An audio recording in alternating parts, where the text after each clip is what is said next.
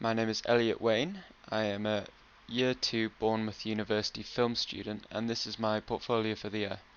I have worked on a few projects from documentaries to dramas to music videos, and in those productions, I have primarily worked in the camera department.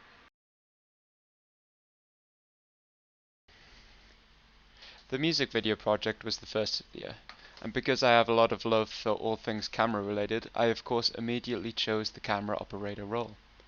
I think if I were to do the whole year again, I would have chosen camera for documentary, but I'm still happy I got the opportunity on music video. There's a few things I think I did quite well as a camera operator. I for sure knew all of the technical aspects revolving the role, as I have used cameras for years, but coming to grips with larger cameras like the Sony FS7 that we used was a new experience for me. So learning where all the buttons and the intricacies of the device was really interesting to me. As far as the music video goes, I am happy with my compositional choices and the balance between each character relative to their position on the screen. On these bowling alley shots, for example, I am happy that each person is sitting on a third of the screen. However, on one of these shots I can see that the headroom is a lot more than I wish for. This was a choice to maintain the shape of the alley to the other shot, but looking back, I don't think that was as important as I thought it was on the day.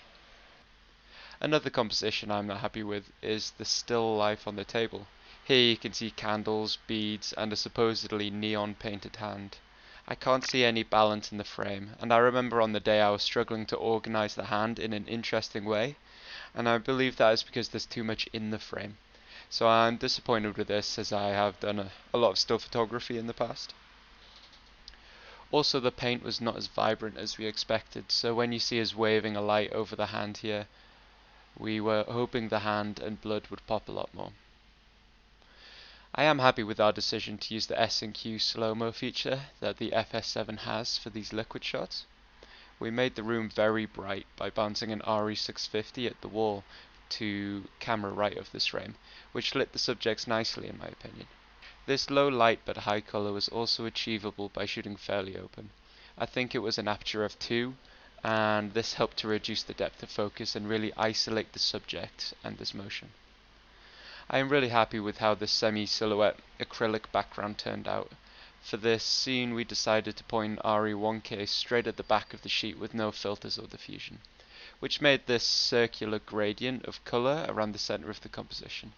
I like this because when the subject was stood in the center of the screen, the image became vibrantly stark as the circular shape of the light leads your eyes straight to the center, which is important because of the nature of the quick cuts that were planned for the shoot. This way you can see the action as fast as possible.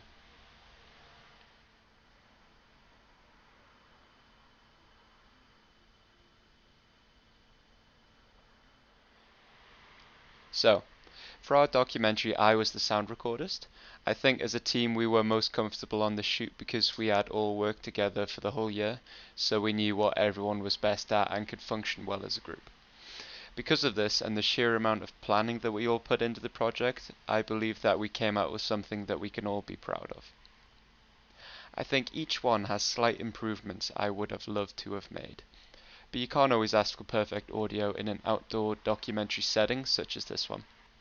In this short excerpt, for example, Outside, okay, take a mask,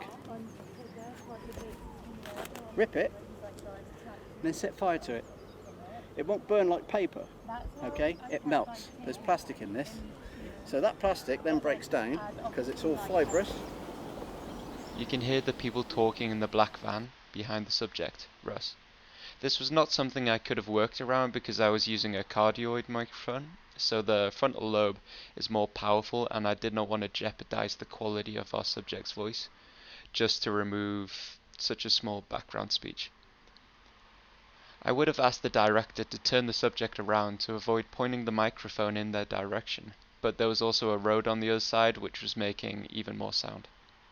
Overall, however, I believe it doesn't take anything away from the scene and his voice is sharp enough that people won't linger on this con.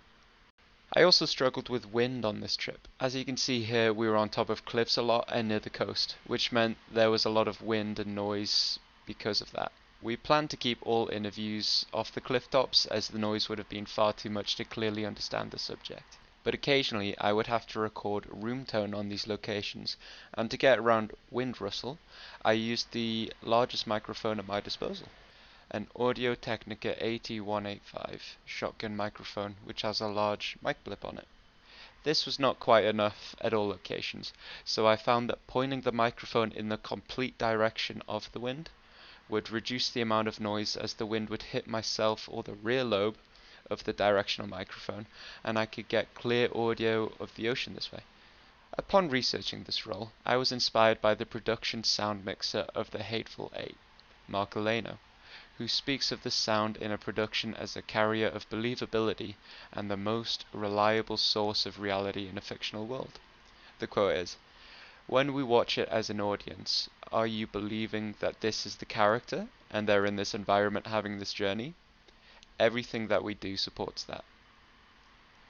I know this applies to fictional stories and feature films, but him talking about the believability of a character in their environment really resonated with me, as I wanted to transfer this into a documentary setting.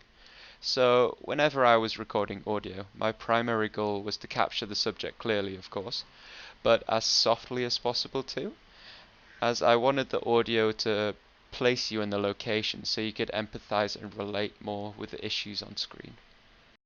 I would say that the COVID-19 is not something that's going to end soon, despite having all the vaccination programs across the world.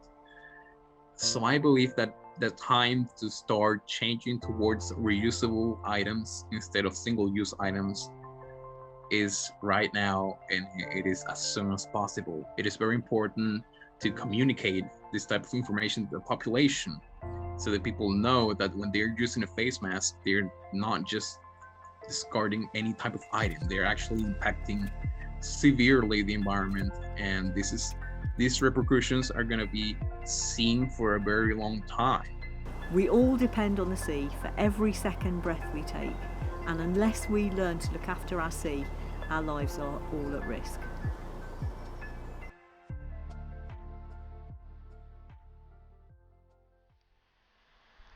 On this 16mm, I was the second assistant camera on a project named The Hunt. I was in charge of organizing the camera reports which display the technical information required for the developing lab. To keep this tidy and ensure no information was lost, myself and Ben, the first AC, developed a relay system where I would come to the camera after each take and he could pass the information to me, and I would say it back to him to double check everything was correct, like the counter reading, take length, and which lens/stop was in use. This worked great for us, and we used the same method with our DOP Lydia when she would ask for a lens or aperture change. She would tell us the order, then we would say the same thing back to her, and to make sure we weren't playing Chinese whispers or missing anything off. Which proved effective when choosing lenses, so we wouldn't waste any time putting on the wrong lenses in the rain and damaging the camera or the lenses themselves. I found it easier at the time to write the information onto spare copies of the reports rather than in a small notepad, which was frowned upon on set as it is bad practice. At the time I thought it made no difference, but it was not until after a few shoot days when I saw how more convenient in the long run a well-developed notepad can be. So I began creating forms in small notepads, which I will be using in the future. I was possessive over the film rolls on the set, as it was very wet the entire week and I didn't want any of the film to get damaged, so I would only carry the film myself and be gentle with it, as I knew I'd be devastated if any came back bruised or scratched. Screenwriting. I chose to include this in my portfolio because I am happy with the story and it was well received by my peers. In fact, it would have been chosen to be filmed if it was not for the logistical issues behind it. I like this story more than the others I have written because I know I am not good at writing natural dialogue, especially conversations about dramatic topics, so it was a concise choice to keep the character as alone as possible. From this point I looked into character studies of individuals who tend to stick to themselves. A lot of these were shown in cities like Her or Joker, but I wanted a simpler story with less distractions and less people so I can shoot it by myself or with friends in the future. A few stories that interested me were The Ballad of Buster Scruggs, specifically All Gold Canyon, which is a short story in that anthology, and The Lighthouse. I watched All Gold Canyon by chance and saw the similarities between my core idea and their short story. This was a huge inspiration to me, and I wanted to follow a similar path where a character is hunting for something the entire story, and just as they get it, it's taken away. Because I wanted this small, simple story, I was able to expand the idea further. I think that is where I went wrong with my other stories. It was because I aimed too high and I went for big, expansive worlds and narratives which just couldn't be explained in 5 to 10 minutes.